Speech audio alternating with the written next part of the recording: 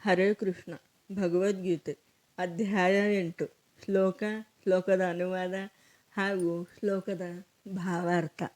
ಶ್ಲೋಕ 4. ಅಧಿಭೂತಂ ಸರ್ವಭಾವಃ ಪುರುಷಚ್ಛಾದಿದೈವತಂ ಅಧಿಯಜ್ಞೋಹಮೇವಾತ್ರ ದೇಹೇ ದೇಹಭೃತಾಂ ವರ. ಅನುವಾದ. ಶರೀರಧಾರಿಗಳಲ್ಲಿ ಅತ್ಯಂತ ಶ್ರೇಷ್ಠನಾದ ಅರ್ಜುನನೇ ಸದಾ ಬದಲಾಗುತ್ತಿರುವ ಭೌತಿಕ ಪ್ರಕೃತಿಗೆ ಅಧಿಭೂತ ಎಂದು ಹೆಸರು. ಸೂರ್ಯ ಚಂದ್ರರಂತಹ ದೇವತೆಗಳನ್ನು ಒಳಗೊಳ್ಳುವ ಭಗವಂತನ ವಿರಾಟ್ ರೂಪಕ್ಕೆ ಅಧಿದೈವ ಎಂದು ಹೆಸರು. ಎಲ್ಲ ಶರೀರಧಾರಿಗಳ ಹೃದಯಗಳಲ್ಲಿ ಪರಮಾತ್ಮನಿಂದ ಪ್ರತಿನಿಧಿತನಾದ ನನಗೆ ಪರಮಪ್ರಭುವಿಗೆ ಅಧಿಯಜ್ಞ ಎಂದು ಹೆಸರು. ಭಾವಾರ್ಥ. ಭೌತಿಕ ಪ್ರಕೃತಿಯು ಸದಾ ಬದಲಾಗುತ್ತಿರುತ್ತದೆ. ಭೌತಿಕ ಶರೀರಗಳು ಸಾಮಾನ್ಯವಾಗಿ 6 ಹಂತಗಳನ್ನು ದಾಟುತ್ತವೆ. ಅವು ಹುಟ್ಟುತ್ತವೆ, ಬೆಳೆಯುತ್ತವೆ, ಒಂದಿಷ್ಟು ಕಾಲ ಉಳಿಯುತ್ತವೆ, ಕೆಲವು ಉಪ ಉತ್ಪನ್ನಗಳನ್ನು ಸೃಷ್ಟಿಸುತ್ತವೆ, ಕ್ಷಯಿಸುತ್ತವೆ, ಅನಂತರ ಮಾಯವಾಗುತ್ತವೆ. ಈ ಭೌತಿಕ ಪ್ರಕೃತಿಗೆ ಅಧಿಭೂತ ಎಂದು ಹೆಸರು. ಅದು ಒಂದು ನಿರ್ದಿಷ್ಟ ಸಮಯದಲ್ಲಿ ಸೃಷ್ಟಿಯಾಗಿದೆ, ಒಂದು ನಿರ್ದಿಷ್ಟ ಸಮಯದಲ್ಲಿ ನಾಶವಾಗುತ್ತದೆ. ಎಲ್ಲ ದೇವತೆಗಳನ್ನು ಅವರ ವಿಭಿನ್ನ ಲೋಕಗಳನ್ನು ಒಳಗೊಳ್ಳುವ ಪರಮಪ್ರಭುವಿನ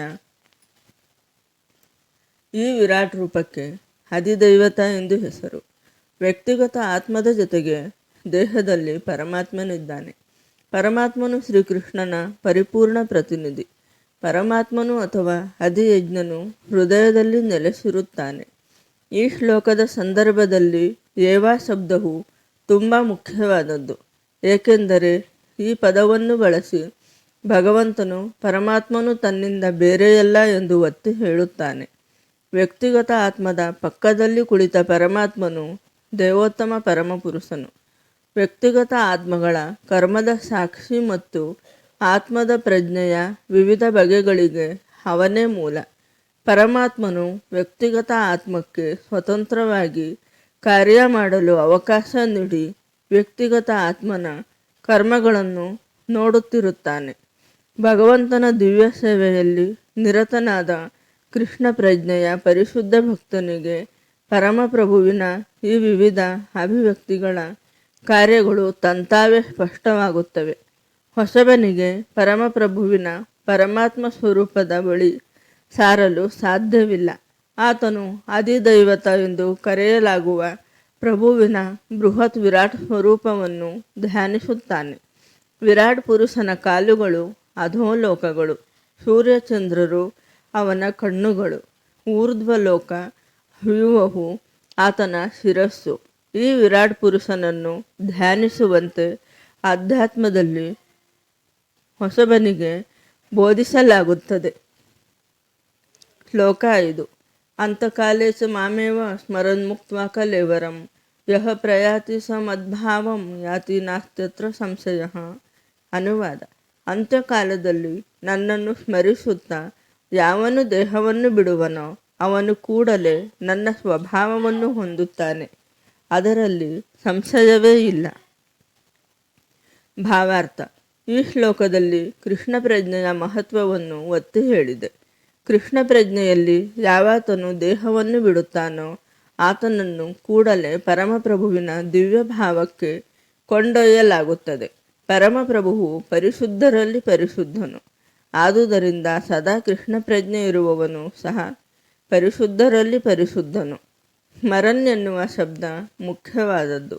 ಭಕ್ತಿಪೂರ್ವಕ ಸೇವೆಯಲ್ಲಿ ಕೃಷ್ಣ ಪ್ರಜ್ಞೆಯ ಸಾಧನೆಯನ್ನು ಮಾಡದಿರುವ ಅಪರಿಶುದ್ಧ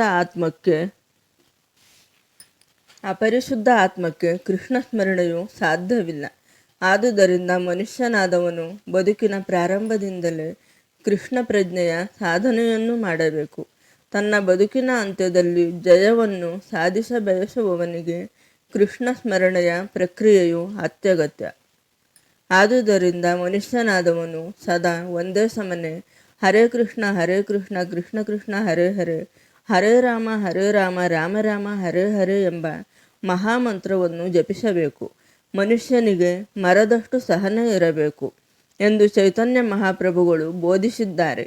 ಹರೇ ಕೃಷ್ಣ ಸಂಕೀರ್ತನೆಯನ್ನು ಮಾಡುವವನಿಗೆ ಅನೇಕ ಅಡ್ಡಿಗಳು ಎದುರಾಗಬಹುದು. ಆದರೂ ಎಲ್ಲ ಅಡ್ಡಿಗಳನ್ನು ಸಹಿಸಿಕೊಂಡು ಆತನು ಹರೇ ಕೃಷ್ಣ ಕೃಷ್ಣ ಕೃಷ್ಣ ಹರೇ ಹರೇ, ಹರೇ ರಾಮ ರಾಮ ರಾಮ ಹರೇ ಹರೇ ಎಂದು ಜಪಿಸುತ್ತಲೇ ಇರಬೇಕು. ಆಗ ತನ್ನ ಜೀವನದ ಅಂತ್ಯದಲ್ಲಿ ಮನುಷ್ಯನಿಗೆ ಕೃಷ್ಣ ಪ್ರಜ್ಞೆಯ ಸಂಪೂರ್ಣ ಫಲವು ದೊರೆಯುವುದು. ಶ್ಲೋಕ 6. ಯಂ ಯಂ ವಾಪಿ ಸ್ಮರನ್ ಭಾವಂ ತ್ಯಜತ್ಯಂತೆ ಕಲೇವರಂ ತಂ ತಮೇವೈತಿ ಕೌಂತೆಯ ಸದಾ ತದ್ಭಾವ ಭಾವಿತಃ. ಅನುವಾದ: ಕುಂತಿಯ ಮಗನಾದ ಅರ್ಜುನನೇ, ವ್ಯಕ್ತಿಯು ತನ್ನ ದೇಹವನ್ನು ಬಿಡುವಾಗ ಯಾವ ಭಾವವನ್ನು ಸ್ಮರಿಸುವನೋ ಅದೇ ಭಾವವನ್ನು ನಿಶ್ಚಯವಾಗಿಯೂ ಪಡೆಯುವನು. ಭಾವಾರ್ಥ: ಸಾವಿನ ವಿಷಮ ಗಳಿಗೆಯಲ್ಲಿ ಮನುಷ್ಯನು ತನ್ನ ಭಾವವನ್ನು ಬದಲಾಯಿಸುವ ಪ್ರಕ್ರಿಯೆಯನ್ನು ಇಲ್ಲಿ ವಿವರಿಸಿದೆ.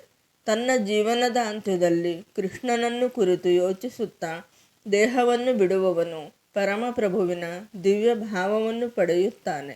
ಆದರೆ ಕೃಷ್ಣನನ್ನು ಬಿಟ್ಟು ಬೇರೆ ಏನನ್ನೋ ಯೋಚಿಸುವ ಅವನು ಆ ದಿವ್ಯ ಸ್ತುತಿಯನ್ನು ಪಡೆಯುತ್ತಾನೆ ಎನ್ನುವುದು ನಿಜವಲ್ಲ. ಈ ಅಂಶವನ್ನು ನಾವು ಎಚ್ಚರದಿಂದ ಗಮನಿಸಬೇಕು. ಮನುಷ್ಯನು ಯೋಗ್ಯವಾದ ಮಾನಸಿಕ ಸ್ಥಿತಿಯಲ್ಲಿ ಸಾಯುವುದು ಹೇಗೆ? ಭರತ ಮಹಾರಾಜನು ಶ್ರೇಷ್ಠ ವ್ಯಕ್ತಿ. ಆದರೆ ತನ್ನ ಅಂತ್ಯಕಾಲದಲ್ಲಿ ಆತನು ಒಂದು ಜಿಂಕೆಯನ್ನು ಕುರಿತು ಯೋಚಿಸಿದನು. ಆದುದರಿಂದ ಅವನ ಮುಂದಿನ ಜನ್ಮದಲ್ಲಿ ಆತನು ಒಂದು ಜಿಂಕೆಯ ಶರೀರವನ್ನು ಪ್ರವೇಶಿಸುವಂತಾಯಿತು. ಜಿಂಕೆಯ ರೂಪದಲ್ಲಿ ಆತನು ತನ್ನ ಹಿಂದಿನ ಕೆಲಸ ಕಾರ್ಯಗಳನ್ನು ಸ್ಮರಿಸಿದರೂ ಆತನು ಪ್ರಾಣಿಯ ದೇಹವನ್ನು ಸ್ವೀಕರಿಸಬೇಕಾಯಿತು. ಇದು ನಿಜ. ಮನುಷ್ಯನಿಗೆ ತನ್ನ ಜೀವಿತ ಕಾಲದಲ್ಲಿ ಬಂದ ಯೋಚನೆಗಳು ಒಟ್ಟಾಗಿ ಸಾವಿನ ಕ್ಷಣದಲ್ಲಿ ಅವನ ಯೋಚನೆಗಳ ಮೇಲೆ ಪ್ರಭಾವ ಬೀರುತ್ತದೆ. ಆದುದರಿಂದ ಈ ಜನ್ಮವು ಮುಂದಿನ ಜನ್ಮವನ್ನು ಸೃಷ್ಟಿಸುತ್ತದೆ. ಈ ಜನ್ಮದಲ್ಲಿ ಮನುಷ್ಯನು ಸತ್ವಗುಣದಲ್ಲಿ ಬಾಳಿದರೆ ಮತ್ತು ಸದಾ ಕೃಷ್ಣನ ಚಿಂತನೆ ಮಾಡಿದರೆ ತನ್ನ ಅಂತ್ಯಕಾಲದಲ್ಲಿ ಕೃಷ್ಣನನ್ನು ಸ್ಮರಿಸುವುದು ಸಾಧ್ಯವಾಗುತ್ತದೆ. ಇದರಿಂದ ಅವನಿಗೆ ಕೃಷ್ಣನ ದಿವ್ಯ ಭಾವಕ್ಕೆ ಸಾಗಿ ಹೋಗಲು ನೆರವಾಗುತ್ತದೆ. ಮನುಷ್ಯನು ಕೃಷ್ಣ ಸೇವೆಯಲ್ಲಿ ಅಲೌಕಿಕವಾಗಿ ತನ್ಮಯನಾಗಿದ್ದರೆ ಅವನ ಮುಂದಿನ ಜನ್ಮದ ಶರೀರವು ಆಧ್ಯಾತ್ಮಿಕವಾಗಿರುತ್ತದೆ, ಭೌತಿಕವಾಗಿರುವುದಿಲ್ಲ.